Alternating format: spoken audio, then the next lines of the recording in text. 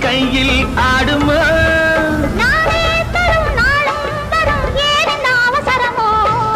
பச்சை கிளி முத்துச்சரம் முல்லை கொடியாரோ பாவை என்னும் பேரில் வரும் தேவன் மகனியோ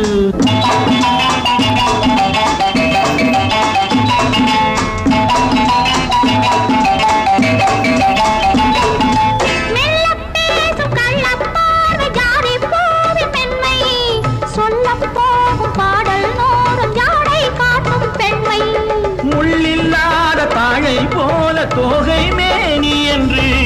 அள்ளும் போது மேலும் கீழும் ஆடும் ஆசை உண்டு